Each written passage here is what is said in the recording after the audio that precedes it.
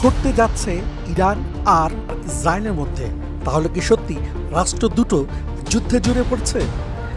মধ্যপ্রাচ্যে অশান্ত সৃষ্টিকারী এই ইহুদি রাষ্ট্রটি ক্রমাগত ফিলিস্তিনের পাশাপাশি প্রতিবেশী দেশগুলোর সাথে প্রতিনিয়ত সংঘাতে লিপ্ত রয়েছে।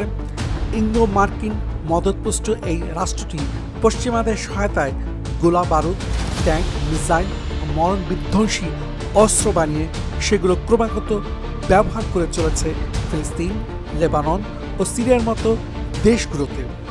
মধ্যপ্রাচ্যে মানবিক বিপর্যয় ও অস্থিতিশীলতা সৃষ্টিকারী এই দেশ কি ইরানের সাথে সত্যি যুদ্ধে জড়িয়ে যাচ্ছে? 1 এপ্রিল সিরিয়ার দামেস্কে অবস্থিত ইরানি কনসুলেট ভবনে ইসরায়েলি বিমানের হামলায় ইরানের ইসলামিক রেভলিউশনারি গার্ড কর্পস এর অভিযান শাখা কুদস ফোর্সের কমান্ডার জেনারেল মোহাম্মদ রেজা জাহিদি নিহত হওয়ার পর থেকে টানটান উত্তেজনা বিরাজ করছে দেশ দুটির মধ্যে।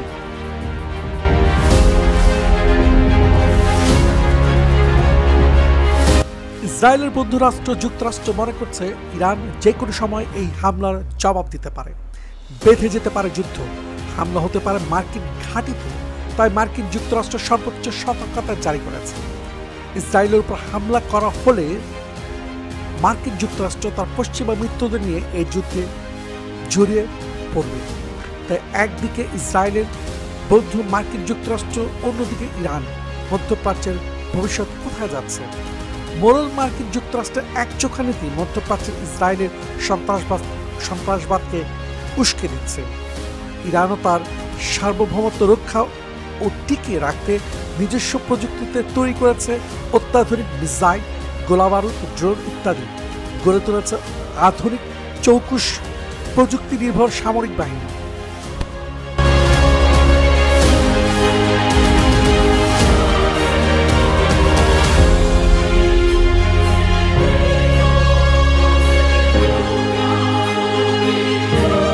মধ্যপ্রাচ্যে অস্থিতিশীলতা ও মানবিক বিপর্যয় সৃষ্টিকারী ইঙ্গো মার্কিন মদতপুষ্ট ইসরায়েল ফিলিস্তিনের আবাল বৃদ্ধ বনিতা, তরুণ শিশুকে হত্যার পাশাপাশি পার্শ্ববর্তী দেশগুলোতে এক আতঙ্ক ও ভয়ের রাজত্ব সৃষ্টি করে চলেছে 1948 সালে এই ইহুদি রাষ্ট্রটি প্রতিষ্ঠার পর থেকে।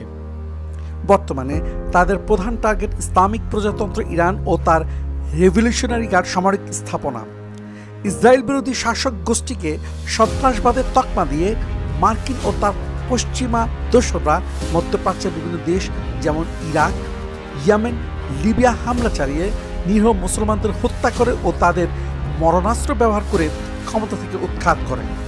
রয়ে গেল ইরান।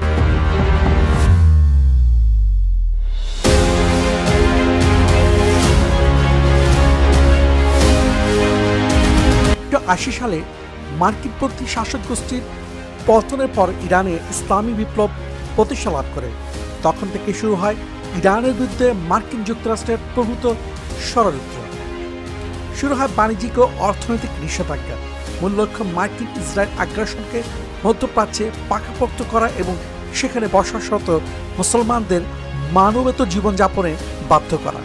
ইরানের একক শক্তি পারবে কি ইঙ্গো মার্কিন সহ ইহুদি গোষ্ঠী ইসরায়েলের মোকাবেলা করতে?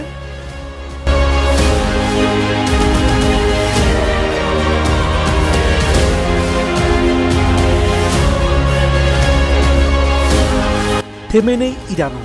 ইঙ্গো মার্কিন ও ইহুদি গোষ্ঠীর মোকাবেলায় সামরিক বাহিনীতে যুক্ত করেছে আধুনিক যুদ্ধ সরঞ্জাম, অত্যাধুনিক ট্যাঙ্ক, ক্রুজ মিসাইল, দূরপাল্লার ক্ষেপণাস্ত্র সহ আধুনিক ড্রোন প্রযুক্তি।